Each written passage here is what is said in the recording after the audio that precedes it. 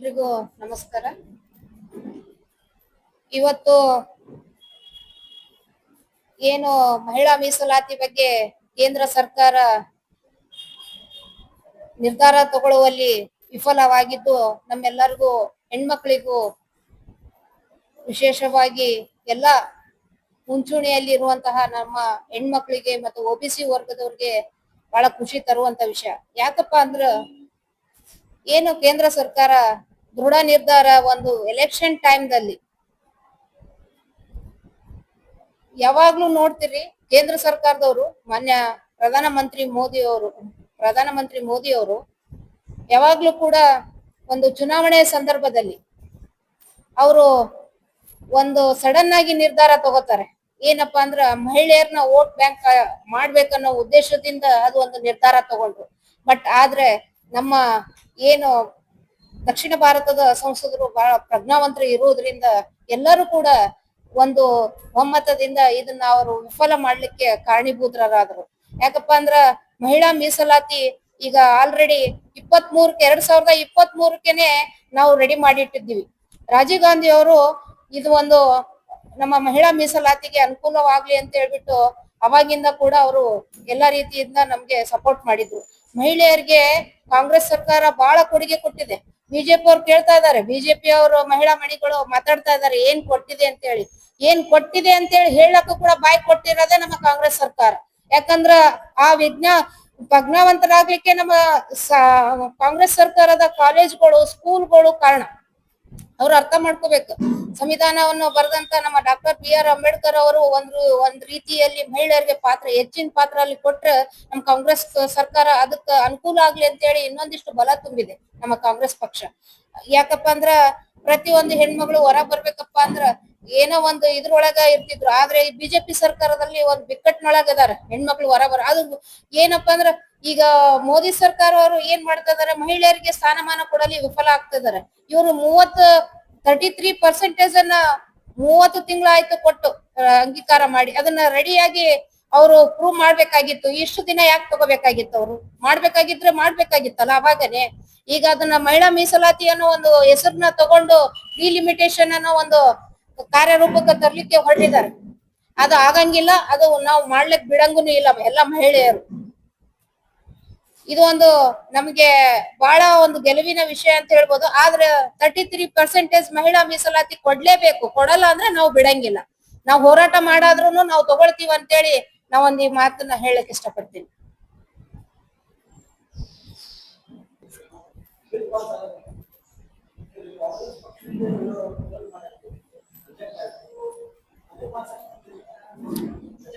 ಅವ್ರು ಮಹಿಳಾ ಮೀಸಲಾತಿ ಮಾಡ್ತಿದ್ರಪ್ಪ ಅಂದ್ರೆ ಓಕೆ, ಅದ್ರ ಜೊತೆ ಡಿಲಿಮಿಟೇಷನ್ ಯಾಕೆ ಮಾಡ್ತಾ ಇದ್ರು?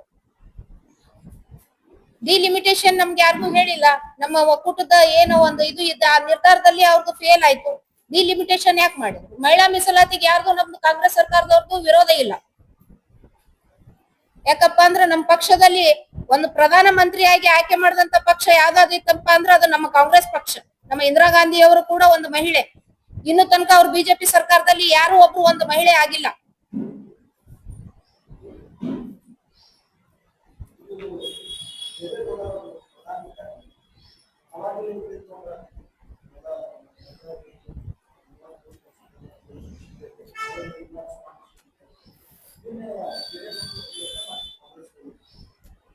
ಇದಕ್ಕೆ ಮೇನ್ ರೂವಾರಿಗಳೇ ನಮ್ಮ ರಾಜೀವ್ ಗಾಂಧಿ ಅವರು.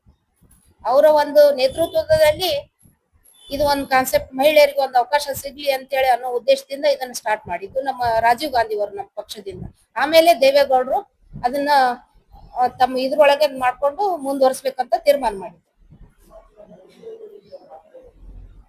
ಮೋದಿಯವರು ಇದು ಡಿಲಿಮಿಟೇಷನ್ ಮಾಡ್ತಾ ಇರೋದಕ್ಕೆ ನಮ್ಮ ವಿರೋಧ. ಮಹಿಳಾ ಮೀಸಲಾತಿ ಮಾಡ್ಬೇಕಾಗಿತ್ತು 30 ತಿಂಗಳ ಹಿಂದೆನೆ ಸೆಪ್ಟೆಂಬರ್ 2023 ಇದು ಒಂದು ಅಂಗೀಕಾರ ಆಗಿತ್ತು. ಯಾಕೆ ಮಸೂದೆನ ಹೊರಡಿಸಿಲ್ಲ ಇವರು? ಅವಾಗ ಮಾಡ್ಬೇಕಾಗಿತ್ತು. ಮಹಿಳಾ ಪರ ಅಲ್ಲ ಮೋದಿಜಿ ಅವರಿಗೆ ಅವ್ರ ಮನೆಯಲ್ಲಿ ಅವ್ರ ಮಹಿಳೆಗೆ ಅವ್ರ ಹೆಂಡತಿಗೆನೆ ಅವ್ರ ನ್ಯಾಯ ಕೊಡ್ಸಕತ್ತಿಲ್ಲ. ನಮ್ಮ ದೇಶದ ಹೆಣ್ಮಕ್ಳಿಗೆ ಯಾವ ರೀತಿ ನ್ಯಾಯ ಕೊಡಿಸ್ತಾರೆ? OBC ವರ್ಗದವ್ರಿಗೂ ಕೂಡ ಅನ್ಯಾಯ ಮಾಡ್ತಾ ಇದಾರೆ ಇವರು. ಅವ್ರ ಮನೆಯಲ್ಲಿ ಅವ್ರಿಗೆ ಮಹಿಳೆಗೆ ಹೆಣ್ಮಗಳಿಗೆ ತಾವು ನ್ಯಾಯ ಕೊಡ್ಸಕ್ ಆಗ್ತಾ ಇಲ್ಲ. ದೇಶದ ಹೆಣ್ಮಕ್ಳಿಗೆ ಏನ್ ನ್ಯಾಯ ಕೊಡಿಸ್ತಾ ಇದಾರೆ ಇವರು? ರಾಜಕಾರಣ ಮಾಡ್ತಾ ಇದಾರೆ ಮಹಿಳೆಯರನ್ನ ಇಟ್ಕೊಂಡು. ಇವರು ಮಹಿಳಾ ಪರವಾಗಿ ಇರುವಂತ ಬಿಜೆಪಿ ಸರ್ಕಾರ ಅಲ್ಲ, ಕಾಂಗ್ರೆಸ್ ಪರವಾಗಿ ಇರುವಂತದ್ದು ಏನಾದ್ರೂ ಇತ್ತಪ್ಪ ಅಂದ್ರೆ ಮಹಿಳೆಯರ ಪರವಾಗಿ ಇರುವಂತದ್ದು ಕಾಂಗ್ರೆಸ್ ಸರ್ಕಾರ. ಮಹಿಳೆಯರಿಗೆ ಸ್ಪಂದನೆ ಮಾಡುವಂತದ್ದು ಕಾಂಗ್ರೆಸ್ ಸರ್ಕಾರ. ಬಿಜೆಪಿ ಸರ್ಕಾರ ಬರೀ ಮಹಿಳೆಯರನ್ನ ಇಟ್ಕೊಂಡು ರಾಜಕೀಯದಿಂದ ಇದನ್ನ ಮಾಡ್ತಾ ಇದಾರೆ. ಎಷ್ಟು ಜನ ಹೇಳ್ತಾ ಇದಾರೆ, ಎಷ್ಟು ಉತ್ತರ ಪ್ರದೇಶದಲ್ಲಿ ಎಷ್ಟು ಜನ ಅತ್ಯಾಚಾರಿಗಳು ಇದ್ದಾರೆ ಮಹಿಳೆಯರ ಪರವಾಗಿ, ಮಹಿಳೆಯರಿಗೆ ಎಷ್ಟು ಅತ್ಯಾಚಾರಿಗಳನ್ನ ಮಾಡಿದಾರೆ. ಇವರು ಮಹಿಳೆಯರ ಪರವಾಗಿದಾರ? ಯಾವ ನೈತಿಕತೆಯಿಂದ ಇವ್ರು ಹೇಳ್ತಾ ಇದಾರೆ ನಾವು ಮಹಿಳೆಯರ ಪರವಾಗಿ ಇದೀವಿ ಅಂತೇಳಿ?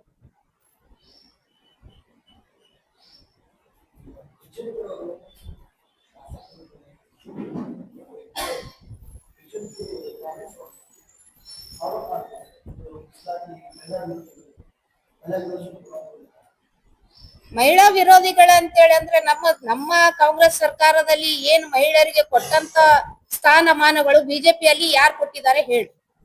ಬಿಜೆಪಿ ಅವರು ಉತ್ತರ ಕೊಡ್ಬೇಕು ನಮ್ಗೆ. ಯಾರಿದ್ದಾರೆ? ಇವತ್ತೇನಾದ್ರೂ ನೋಡ್ತಿದೀವಪ್ಪ ಅಂದ್ರೆ ಅದು ನಮ್ಮ ಕಾಂಗ್ರೆಸ್ ಸರ್ಕಾರದಿಂದಾನೇ ಮಹಿಳೆಯರಿಗೆ ಸ್ಥಾನಮಾನ ಸಿಕ್ಕಿರುವಂತದ್ದು.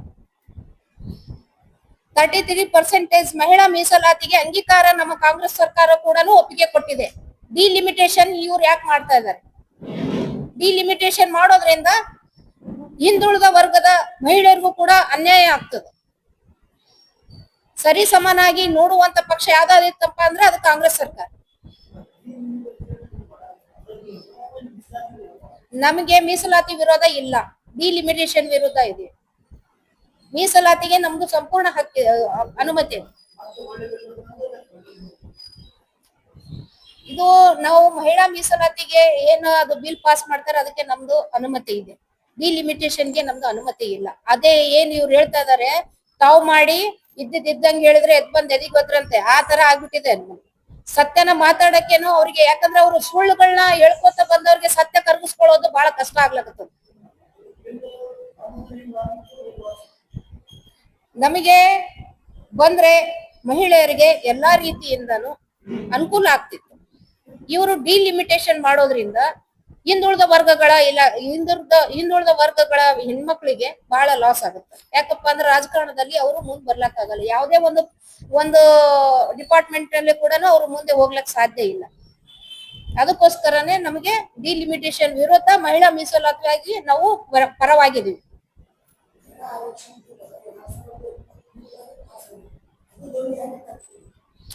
ಅದನ್ನೇ ಇವ್ರು ಯಾಕೆ ಮಾಡಿಲ್ಲ, ಇಷ್ಟು ದಿನ ಯಾಕೆ ತಗೊಂಡ್ರು ಟೈಮ್ ಅಂತೇಳಿ ನಮ್ ವಾದ. 30 ತಿಂಗಳಾಯ್ತು ಪಾಸ್ ಮಾಡಿ, ಈಗ ಯಾಕೆ ಮಾಡಕತ್ತಿಲ್ಲ ಅದನ್ನ ಅನುಮತಿ, ಯಾಕೆ ಇವ್ರು ಅಂಗೀಕಾರ ಮಾಡಿಲ್ಲ ಅಂತ ನಮ್ಮ ವಾದ. ಈಗ ಮಾಡ್ತಾ ಇದೀರಾ, ಮಾಡಿದ್ದು ಅದು ಮಹಿಳಾ ಮೀಸಲಾತಿನೇ ಮಾಡ್ಬೇಕಾಗಿತ್ತು. ಡಿಲಿಮಿಟೇಷನ್ ಯಾಕೆ ತಗೊಂಡ್ರು? ಡಿಲಿಮಿಟೇಷನ್ ಕೇಳಕ್ ನಮ್ಗೆ ಈಗ ಏನು ಇದ್ದಿದ್ದಿಲ್ಲ. ಅದು ಎಲೆಕ್ಷನ್ ಟೈಮ್ ನಲ್ಲೇ ನೀವ್ ಅಂದ್ರೆ ಎಲೆಕ್ಷನ್ಗೋಸ್ಕರ ಮಹಿಳೆಯರನ್ನ ಯೂಸ್ ಮಾಡ್ಕೊಂಡಿದ್ದಾರೆ ನಮ್ಮ ವಾದ.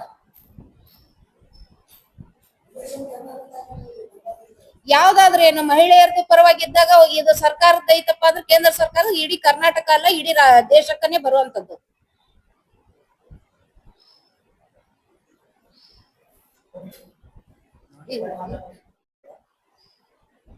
ಮಾಜಿ ಅಧ್ಯಕ್ಷ ಮಹಿಳಾ ಕಾಂಗ್ರೆಸ್ ಈಗ 2023 ನಮ್ಮ ಕಾಂಗ್ರೆಸ್ ಸರ್ಕಾರ ಇದ್ದೊಳಗೆ ಮೊದಲೇ ಆಗಿತ್ತು. ನಮ್ಮ ರಾಜೀವ್ ಗಾಂಧಿ ಅವರು ಈಗ ಜನತಾ ನಾವೆಲ್ಲ ನೋಡ್ತೀವಿ, ಜಿಲ್ಲಾ ಪಂಚಾಯತಿ ತಾಲೂಕ್ ಪಂಚಾಯತಿ ಒಳಗೆಲ್ಲ 33% ಬಂದಿದೆ ಆಲ್ರೆಡಿ. ಅದು 2023 ಏನು ಜಾರಿ ಆಗಿದೆಲ್ಲ ಅದು ಏನದ ಯಥಾವತ್ತಾಗಿ ಜಾರಿಗಳು ತಗೊಂಡ್ಬರ್ಬೇಕಾಗಿತ್ತು. ಅದ್ರೊಳಗೆ ಏನು ಮಾರ್ಪಾಟ್ ಮಾಡೋ ಅವಶ್ಯಕತೆನೇ ಇಲ್ಲ. ಹೀಗಾಗಿ ಮೀಸಲಾತಿ ಸಿಕ್ಕದ ನೋಡ್ತಾರೆ, ಅದನ್ನ ಯಾಕೆ ಜಾರಿ ತಗೊಂಬಂದಿಲ್ಲ ಇವರು ಅನ್ನೋದನ್ನೇ ನಾವೆಲ್ಲರೂ ಕೇಳೋದು. ಈಗ ಜನಸಂಖ್ಯೆ ಆಧಾರದ ಮೇಲೆ ಅಂತ ಹೇಳ್ತಾರಲ್ಲ, ಜನಸಂಖ್ಯೆ ಆಧಾರ ಹೆಂಗ್ ಮಾಡ್ತಾರೆ ಇವರು? ಈಗ ಉತ್ತರ ಭಾರತದೊಳಗೆ ಏನದ ಜನಸಂಖ್ಯೆ ಭಾಳ ಅದ, ದಕ್ಷಿಣ ಭಾರತದಲ್ಲಿ ಜನಸಂಖ್ಯೆ ಕಡಿಮೆ ಆಗ್ತದೆ. ಈಗ ನಾವು 443 ಏನು ನಮ್ಮ 545 ಏನು ಬರ್ತಾವ ನಮ್ಮ ಸೀಟ್ಗಳು, ಅದು ಅಲ್ಲೆಲ್ಲ ನಿಂತ್ಕೊಂಡ್ ಮ್ಯಾಲ ಹೋಗ್ತಾವೆ. ಹಿಂಗಾಗೋದ್ರಿಂದ ಏನಾಗ್ತದೆ, ಬ್ಯಾಲೆನ್ಸ್ ಇಂಬ್ಯಾಲೆನ್ಸ್ ಆಗ್ತದೆ. ಹಿಂಗಾಗೋದ್ರಿಂದ ಏನಾಗ್ತದೆ, ಒಂದೇ ಕೈ ಸರ್ವಾಧಿಕಾರ ಆಗ್ತದೆ. ಉತ್ತರ ಭಾರತ ಗ್ರೇಟ್ ಆಗ್ತೈತಿ, ನಮ್ಮ ದಕ್ಷಿಣ ಭಾರತ ಕೆಳಗೆ ಉಳಿತೈತಿ. ಉತ್ತರ ಭಾರತ ತಮ್ಮ ಕೈಯೊಳಗೆ ತಗೊಂಡ್ರು ಅಂದ್ರೆ ಈಗ ಅವ್ರ ಉದ್ದೇಶ ಏನಂತಂದ್ರೆ ಪೂರ್ತಿ ಉತ್ತರ ಭಾರತ ತಮ್ಮ ಕೈಯೊಳಗೆ ಬಂತಂದ್ರೆ ಅಂದ್ರೆ ಅಲ್ಲಿ ಮೆಜಾರಿಟಿ ಹೆಚ್ಚಾಗೋದ್ರಿಂದ ಜನಸಂಖ್ಯೆ ಆಧಾರದ ಮೇಲೆ ಮೆಜಾರಿಟಿ ಹೆಚ್ಚಾಗೋದ್ರಿಂದ ನಾಳೆ ಇವರು ಸಂವಿಧಾನಕ್ಕೆ ಕೂತು ತಗೊಂಡ್ಬರ್ತಾರೆ. ತಿದ್ದುಪಡಿ ಬೇಕಾದ ತಿದ್ದುಪಡಿ ಮಾಡ್ಬೋದು, ಸಂವಿಧಾನನೇ ಇಲ್ಲಾಗಿಲ್ಲ ಮಾಡಿಸ್ಬೋದು. ಈ ನಿಟ್ಟಿನೊಳಗೆ ಅವ್ರು ವಿಚಾರ ಮಾಡಕ್ತಾರೆ. ಮುಂದಿನ ಎಲ್ಲಾರು ವಿಚಾರ ಮಾಡಿ ಅವ್ರು ಏನೇ ಜನಸಂಖ್ಯೆ ಆಧಾರದ ಮೇಲೆ ಆಗಲಿ ಅಂತ ಹೇಳ್ತಾರೆ. ನಮ್ದೇನದ ನಾವು ಪೀಪಲ್ ನಮ್ದೇನದ ಬಜೆಟ್ ಏನದಲ್ಲ ಅಜೆಂಡಾ ಆ ಪ್ರಕಾರ ಹೋಗ್ಲಿ, ಜನಸಂಖ್ಯೆ ಆಧಾರ ಬೇಡ ನಮಗೇನದ ನಮ್ಮ ಇದ್ದಿದ್ರೊಳಗ ಮಹಿಳೆಯರಿಗೆ ನೀವು 10% ಕೊಡ್ತೀರಾ, ಪರ್ಸೆಂಟೇಜ್ ಕೊಡ್ರಿ, ಎಷ್ಟು ಕೊಡ್ತೀರಿ ಕೊಡ್ರಿ. ಎಲ್ಲಾನು ನಮ್ಮ ರಿಪ್ರೆಸೆಂಟೇಷನ್ ಪೀಪಲ್ಸ್ ರಿಪ್ರೆಸೆಂಟೇಷನ್ ಆಕ್ಟ್ ಅಂತ ಹೋಗ್ತದೆ, ಅದ್ರ ಪ್ರಕಾರ ನೀವು ಕೊಡ್ರಿ. ಅದ್ರ ಪ್ರಕಾರ ಕೊಟ್ಟರೆ ಏನಾಗ್ತದೆ, ನಮ್ಗೆ ಆಲ್ರೆಡಿ 33% ನಮ್ಗೆ ಎಷ್ಟು ಬರ್ಬೇಕು ಸೀಟ್ ಅದು ಬಂದೇ ಬರ್ತಾವ. ಉತ್ತರ ಭಾರತಕ್ಕೆ ಎಷ್ಟು ಬರ್ಬೇಕು ಅಷ್ಟು ಬಂದೇ ಬರ್ತಾವ. ಇವರು ನಮ್ಮ ಮೇಲೆ ದಬ್ಬಾಳಿಕೆ ಮಾಡೋ ಸಲುವಾಗಿ ಉತ್ತರ ಭಾರತ ಮತ್ತು ದಕ್ಷಿಣ ಭಾರತ ಅಂತೇಳಿ ಡಿವೈಡ್ ಮಾಡಕತ್ತಾರೆ. ಇದು ಇಷ್ಟು ಕೆಟ್ಟ ಪರಿಸ್ಥಿತಿಗೆ ಹೋಗ್ತದಂದ್ರೆ ಮುಂದೊಂದು ಕಾಲಕ್ಕೆ ಹೋದರ ದೇಶ ಎಲ್ಲ ಅಂದ ಪರಿಸ್ಥಿತಿನೂ ಬರ್ಬೋದು. ಆ ಒಂದು ಕೆಟ್ಟ ಪರಿಸ್ಥಿತಿ ಬರಬಾರ್ದು ನಮ್ಮ ದೇಶಕ್ಕೆ ಅನ್ನೋ ಉದ್ದೇಶಕ್ಕಾಗಿ ನಮ್ಮ ರಾಹುಲ್ ಗಾಂಧಿ ಅವರು ಅದನ್ನೇ ಹೇಳಿದ್ರು, ನಮ್ಮ ಮಹಿಳಾ ಮೀಸಲಾತಿ ವಿರೋಧಿಲ್ಲ, ಈಗಾಗಲೇ ಜಾರಿಗಳು ಬಂದಿರ್ತದೆ, ಅದಕ್ಕೆ ನಮ್ದು ತಕರಾರಿಲ್ಲ. ಆದ್ರೆ ಈಗ ಇಲೆಕ್ಷನ್ ಟೈಮ್ ನೀವು ಇದನ್ನ ಯಾಕೆ ತಗೊಂಡ್ ಬಂದ್ರಿ, ಅದ್ರ ಜೊತೆಗೆ ಯಾಕೆ ಸೇರಿಸಿದ್ರಿ, ಇದನ್ನ ಅವ್ರು ಸೆಪರೇಟ್ ಮಾಡ್ಬೇಕಾಗಿತ್ತು. ಮತ್ತೆ ಅವ್ರ ಉದ್ದೇಶ ಹೆಂಗಿತ್ತು ನೋಡ್ರಿ, ಇದು ಬಿಲ್ ಜಾರಿ ಆಗುದಿಲ್ಲ ಅನ್ನೋದು ಅವ್ರಿಗೆ ಗೊತ್ತಿತ್ತು. ಅದಕ್ಕಾಗಿನೇ ಮೊದಲೇ ಅವರು ಬ್ಯಾನರ್ಗಳನ್ನೆಲ್ಲ ಪ್ರಿಂಟ್ ಮಾಡ್ಕೊಂಡ್ ಬಂದ್ಕೊತಾರೆ. ಈಗ ಆಗ್ತದ ಇಲ್ಲ ಅನ್ನೋದು ಹೆಂಗ್ ಗೊತ್ತಿತ್ತು, ಮತ್ತೆ ಆಗುದಿಲ್ಲ ಅಂತ ಗೊತ್ತಿತ್ತಂತ ಗೊತ್ತಾಗ್ತದಲ್ಲ ಇದ್ರ ಮೇಲಿಂದ. ಅವರೆಲ್ಲ ನಾವು ಶೋಭಾ ಕರಂದ್ಲಾಜೆ ಅದೆಲ್ಲ ನೋಡಿದ್ವಿ. ಒಮ್ಮೆ ನಮಗೆ ಅಧಿವೇಶನದಿಂದ ಹೊರಗೆ ಬಂದ ಕೂಡಲೇ ಎಲ್ಲಾರು ಹಿಡ್ಕೊಂಬಂದ್ರೆ ಬ್ಯಾನರ್, ಎಲ್ಲಿತ್ತು ಇವ್ರ ಕಡೆ ಬ್ಯಾನರ್, ಯಾರು ಮಾಡಿ ಕೊಟ್ಟಿದ್ರಿ ಇವ್ರಿಗೆ, ಅಡ್ವಾನ್ಸ್ ಆಗಿ ಹೆಂಗ್ ಗೊತ್ತಿತ್ತು ಇವ್ರಿಗೆ, ಯಾಕಂದ್ರೆ ಇದನ್ನ ಟ್ಯಾಕ್ಟಿಸ್ ಅದ. ಮೊದ್ಲು ಅವ್ರಿಗೆ ಗೊತ್ತಿತ್ತು ಮಹಿಳಾ ಮೀಸಲಾತಿ ಇಟ್ಕೊಂಡ್ ಬಂದಿವಿ ಅಂದ್ರೆ ಇವ್ರು ಅದ್ರ ಜೊತೆಗೆ ಇದನ್ನ ಡಿಮ್ಯುನಿಟೇಷನ್ ಅದನ್ನ ರಿಜೆಕ್ಟ್ ಮಾಡೇ ಮಾಡ್ತಾರ ಅನ್ನೋದು ಅವ್ರಿಗೆ ಗೊತ್ತಿತ್ತು. ಅದಕ್ಕೆ ಅವ್ರದ್ದೇನು ಉದ್ದೇಶ, ಮಹಿಳೆಯರ ವಿರೋಧದಾರ ಕಾಂಗ್ರೆಸ್ನವರು ಅಂತ ತೋರಿಸ್ಬೇಕಾಗಿತ್ತು. ಆ ತೋರಿಸೋ ಉದ್ದೇಶಕ್ಕಾಗಿ ಇದನ್ನ ಮಾಡ್ಯಾರ. ನಿಜವಾಗಿ ಮಹಿಳಾ ಕಾಂಗ್ರೆಸ್ಗಾಗ್ಲಿ ಮಹಿಳೆಯರಿಗಾಗ್ಲಿ ಮುಂದೆ ತಗೊಂಡ್ಬರ್ಬೇಕು ಅನ್ನೋಂಥ ಯಾವುದೋ ಉದ್ದೇಶ ಅವ್ರಿಗಿಲ್ಲ. ಅದು ಇದ್ದದ್ದು ಕೇವಲ ಕಾಂಗ್ರೆಸ್ನವ್ರಿಗೆ. ಇವ್ರದ್ದೇನ ಗಣ್ಣು ವರ್ಷದಂತ ಹೇಳಿದ್ರಲ್ಲ, ಇವರು ಮಹಿಳೆಯರಿಗೆ ಅವ್ರು ಪ್ರಾತಿನಿಧ್ಯ ಕೊಡ್ತಿದ್ರು ಅಂದ್ರೆ ನಮ್ಮ ಹೆಂಡತಿ ಮೊದಲು ಕೊಡ್ರಿ, ಹೆಂಡತಿ ಅಂತ ಒಪ್ಕೊಡ್ರಿ. ನೀವು ಮಾತ್ರ ಎಲ್ಲಿದಾಳಕ್ಕೆ ಹೆಂಡತಿ ಅನ್ನೋದ ಪತ್ತೆ ಇಲ್ಲ. ಅದು ನೀವು ಮಹಿಳೆಯರಿಗೆ ಏನು ಪ್ರಾತಿನಿಧ್ಯ ಕೊಡ್ತಾರ್ರಿ, ಯಾವ ಮಹಿಳೆಯರಿಗೆ ಏನು ಪ್ರಾತಿನಿಧ್ಯ ಕೊಡ್ತಾರೆ ಇವರು, ನಮ್ಮ ಮಹಿಳಾ ವಿರೋಧಿ ಇದ್ದಾರ ಅಂತ ಹೇಳ್ತಾರೆ. ಇವ್ರು ಮೊದಲ ವಿರೋಧಿ ಇವರೇ ಅದಾರ, ಮಹಿಳಾ ವಿರೋಧಿಗಳು ಮೊದಲನೇ ವಿರೋಧಿನೇ ಅವರೇ ಅದಾರ. ಮಹಿಳಾ ವಿರೋಧಿ ಕಾಂಗ್ರೆಸ್ ಏನೂ ಇಲ್ಲ, ಇದ್ದಿದ್ದೂ ಇಲ್ಲ. ಯಾಕಂದ್ರೆ ಪ್ರತಿಭಾ ಪಾಟೀಲ್ ಅವ್ರಿಗೆ ಮಾಡಿದ್ರು ಮಹಿಳೆಯರು, ನಮ್ಮ ಕಾಂಗ್ರೆಸ್ನವರು ರಾಷ್ಟ್ರಪತಿ ಮಾಡಿದ್ರು. ಆಮೇಲೆ ಇವ್ರು ದ್ರೌಪದಿ ಮುರ್ಮು ಮಾಡಿದ್ರು. ಕಾಂಗ್ರೆಸ್ನೊಳಗೆ ಇಂದಿರಾ ಗಾಂಧಿ ಅವ್ರು ಆದ್ರು. ಇವರೆಲ್ಲ ಆಗ್ಯಾರ, ಯಾರ್ಯಾರ ಕಾಂಗ್ರೆಸ್ನೊಳಗೆ ಎಲ್ಲಿ ಆಗಿಲ್ಲ. ಎಲ್ಲೇ ಆಗಲಿ ನಮ್ಮ ಕರ್ನಾಟಕ ಅಂತ ಒಂದೇ ಅಲ್ಲ, ಇಡೀ ದೇಶದೊಳಗ ನೋಡ್ರಿ ಎಲ್ಲ ಕಡೆನೂ ಕಾಂಗ್ರೆಸ್ ಒಳ್ಳೆಯ ಅಭಿಪ್ರಾಯದಿಂದ ಮಹಿಳೆಯರಿಗೆ ಮೀಸಲಾತಿ ಕೊಟ್ಬೇಕು. ನಮ್ಮ ರಾಜೀವ್ ಗಾಂಧಿ ಅವ್ರು ಮಾಡಿದ್ರು ಅಂತೇಳಿ ಇವತ್ತು ಜಿಲ್ಲಾ ಪಂಚಾಯತಿ ತಾಲೂಕ್ ಪಂಚಾಯತಿ ಒಳಗೆ ಎಷ್ಟು ಜನ ಮಹಿಳೆಯರು ಬರ್ತಾರೆ. ಎಲ್ಲಾ ಮಹಿಳೆಯರು ನಮ್ಮನ್ನು ಕೊಂಡಾಡ್ತಾರೆ ಇವತ್ತು ಕಾಂಗ್ರೆಸ್ ಅನ್ನ. ಅದನ್ನ ನೀವು ಮಾಡ್ಲಿಲ್ಲ.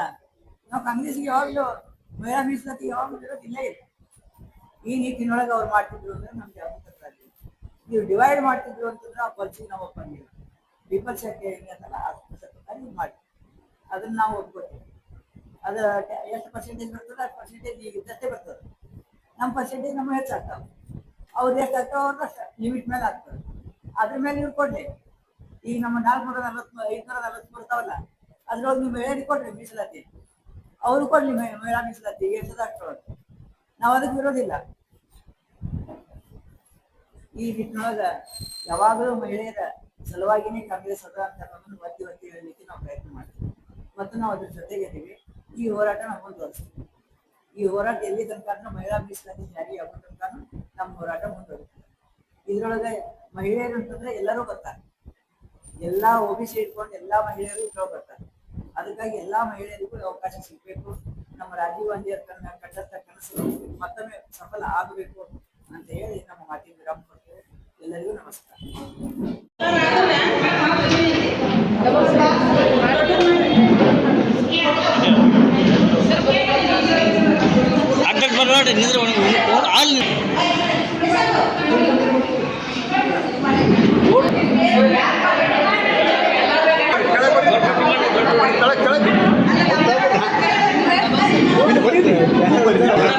ಸರ್ ದೊಡ್ಡ ಮಾಡ್ರಿ 2 ಎಕರೆ ಭೂಮಿ ಅದಾವ ದೊಡ್ಡ ಮಾಡಿ 2 किलोमीटर से जाना है बड़ा बड़ा करो जी एमएम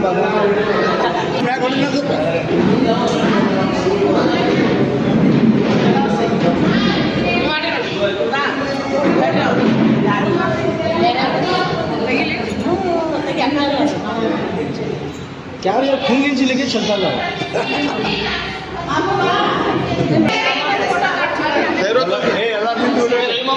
फोटो ग्रुप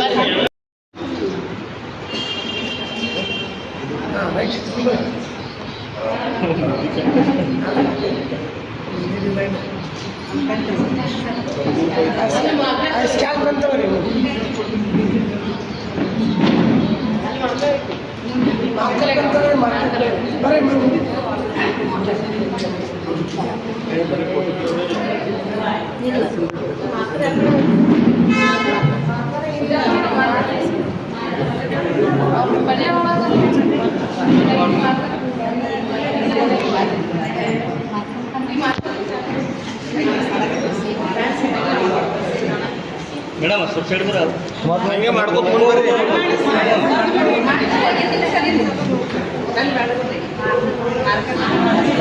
मार मार करना लगा बच्चे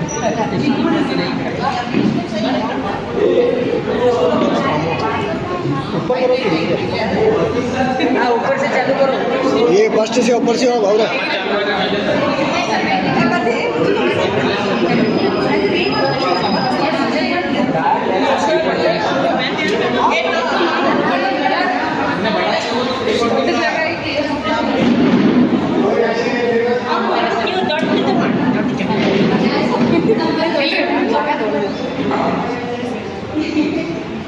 इधर करो आसमान आसमान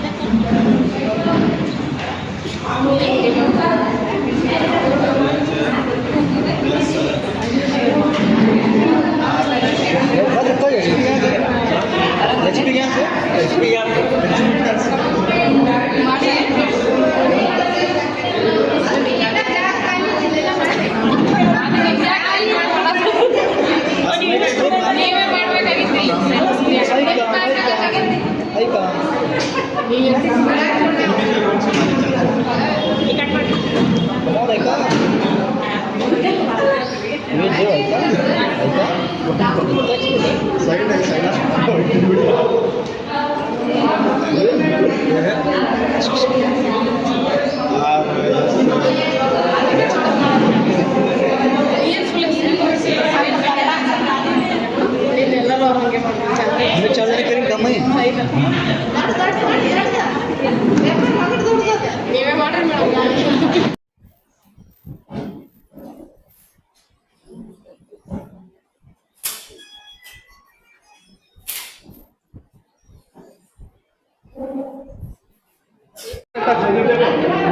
बड़ा भरो मैडम जरा बड़ी तकलीफ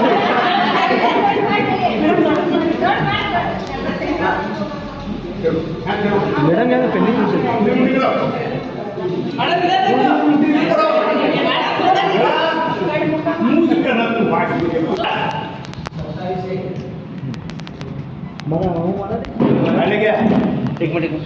हेलो माय टेस्ट